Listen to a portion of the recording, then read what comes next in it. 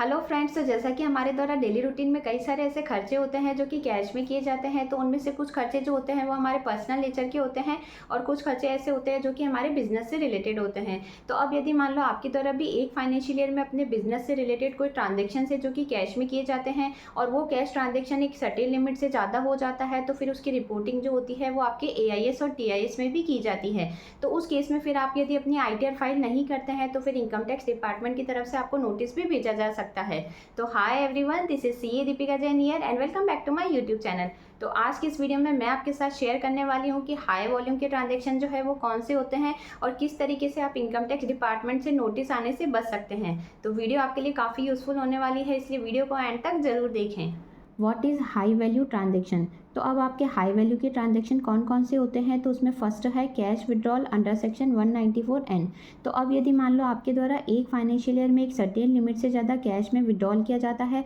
तो उस cash withdrawal पे आपका TDS भी डिडक्ट किया जाता है सेक्शन 194N में।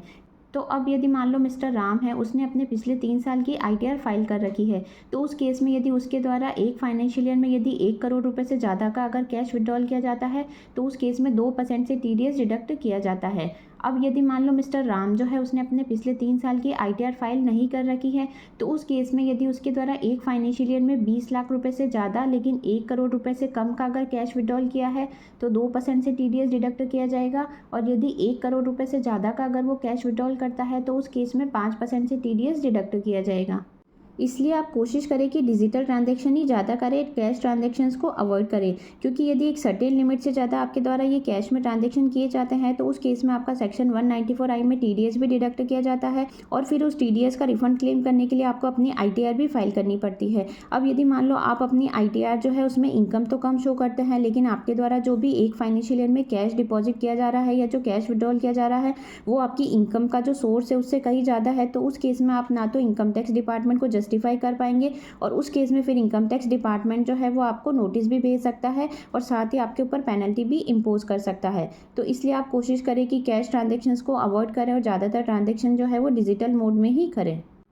नेक्स्ट है cash deposit in saving account. तो अब यदि मान लो आपके द्वारा एक फाइनेंशियल ईयर में आपके सेविंग अकाउंट में या फिर आपके पोस्ट ऑफिस अकाउंट में अगर 10 लाख रुपए से ज़्यादा का कोई कैश है जो कि डिपॉजिट किया जाता है, तो उस केस में उसकी रिपोर्टिंग भी इनकम टैक्स डिपार्टमेंट को की जाती है और साथ ही आपके ये ट्रांजेक्शन AIS में 26CS में और TIS में भी शो किए जाते हैं। तो अब यदि मान लो आपकी इनकम नहीं है और उससे ज़्यादा अगर आप कोई कैश डिपॉजिट करा रहे हैं, तो उस केस में भी इनकम टैक्स डिपार्टमेंट आपको नोटिस भेज सकता है। नेक्स्ट है cash deposit in current account. तो अब यदि मान लो आपके द्वारा एक फाइनेंशियल ईयर में अपने करंट अकाउंट में 50 लाख रुपए से ज़्यादा का कोई कैश में ट्रांजेक्शन्स किया जाता है, तो ये ट्रांजेक्शन भी आपके AIS में 26CS में और TIS जो है उसमें रिपोर्ट होते हैं और इन ट्रांजेक्शन की रिपोर्टिंग भी आपके इनकम टैक्स डिपार्टमेंट को की जाती है। तो अब यदि मान लो आप अपनी इनकम जो है वो अपने रिटर्न में कम शो करते हैं लेकिन अपने करंट अकाउंट में कैश में कई सारे ट्रांजेक्शन्स करते हैं और अगर इनकम टैक्स डिपार्टमेंट को डाउट हो जाता है, तो उस केस में भी आपको इनकम टैक्स डिपार्टमेंट से नोटिस इशू किया जा सकता है कि आपने रिटर्न में इनकम तो कम शो की है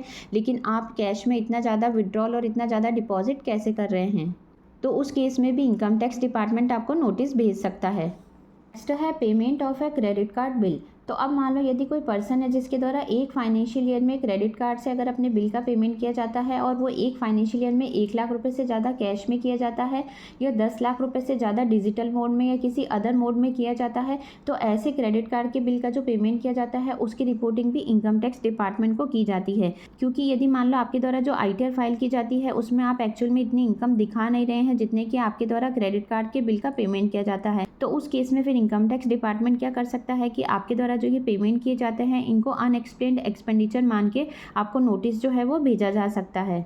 नेक्स्ट है बैंक फिक्स डिपॉजिट। तो अब मान लो यदि किसी भी पर्सन के द्वारा एक फाइनेंशियल ईयर में एक बैंक में 10 लाख रुपए से ज़्यादा की अगर कोई FD कराई जाती है, तो उस केस में उसकी रिपोर्टिंग भी आपके इनकम टैक्स डिपार्टमेंट को की जाती है और साथ ही ये ट्रांजेक्शन्स आपके 26CS में TIS और AIS में शो होते हैं। क्योंकि आपकी जो फिक्स डिपॉजिट कराते हैं उससे आपको जो इंटरेस्ट की इनकम रिसीव होती है वो आपकी टैक्सेबल इनकम होती है, इनकम फ्रॉम अदर सोर्सेज के हेड में। तो उस केस में यदि आप अपनी ITR फाइल करते हैं और यदि आप अपनी ITR में जो इनकम शो करते हैं वो इनकम यदि आपकी FD की अमाउंट को जस्टिफाई नहीं कर पाती है, तो उस केस में भी फिर इनकम टैक्स डिपार्टमेंट आपको नोटिस भेज सकता है। तो जब भी आप FD कराते हैं बैंक में, तो एक चीज़ आपको ध्यान रखनी है कि आपके पास प्रॉपर सोर्स ज़रूर होना चाहिए कि आपके पास ये पैसे कैसे आए हैं।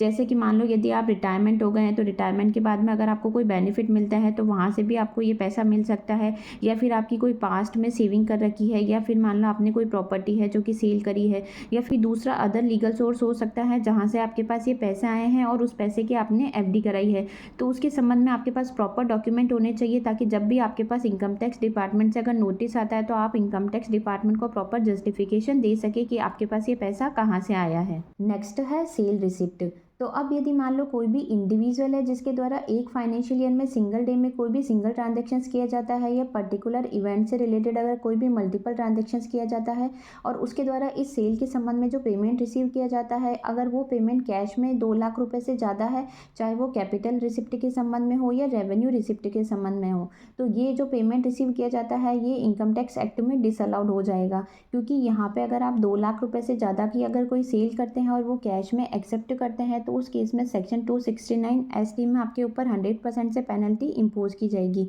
इसलिए कोशिश करें कि आप 2 लाख रुपए से ज़्यादा की कैश सेल ना करें। नेक्स्ट है कैश इन्वेस्टमेंट इन डिबेंचर, म्यूचुअल फंड और बॉन्ड्स। तो अब यदि मान लो आपके द्वारा एक फाइनेंशियल ईयर में डिबेंचर्स में या म्यूचुअल फंड में या किसी कंपनी के बॉन्ड्स आपने परचेज किए और उसमें 10 लाख रुपए से ज़्यादा का अगर आपने इन्वेस्टमेंट कर रखा है, तो ये ट्रांजेक्शन्स भी आपके हाई वैल्यू के ट्रांजेक्शन्स माने जाते हैं, और इनकी रिपोर्टिंग भी आपके 26 CS में TIS और AIS में की जाती है। नेक्स्ट है सेल ऑफ इमूवेबल प्रॉपर्टी। तो अब यदि मान लो आपके द्वारा भी एक फाइनेंशियल ईयर में अगर प्रॉपर्टी से रिलेटेड कोई ट्रांजेक्शन्स किए जाते हैं, जैसे कि मान लो यदि आपके द्वारा कोई प्रॉपर्टी सेल या परचेज की जाती है और उसकी वैल्यू अगर 30 लाख रुपए से ज़्यादा होती है एक फाइनेंशियल ईयर में, तो ये ट्रांजेक्शन्स भी आपके रिपोर्टेबल ट्रांजेक्शन्स माने जाते हैं, यानी कि इनकी रिपोर्टिंग भी आपकी इनकम टैक्स डिपार्टमेंट को की जाती है। तो उस केस में यदि मान लो आपकी प्रॉपर्टी की वैल्यू जो है वो 50 लाख रुपए से ज़्यादा है, तो यहाँ पे बायर की रिस्पॉन्सिबिलिटी होती है कि जब उसके द्वारा सेलर को पेमेंट किया जाता है तो वो TDS डिडक्ट करके पेमेंट करे। लेकिन यदि मान लो बायर के द्वारा TDS डिडक्ट नहीं किया जाता है या TDS के प्रोविज़न का कंप्लाइंसेस नहीं किया जाता है,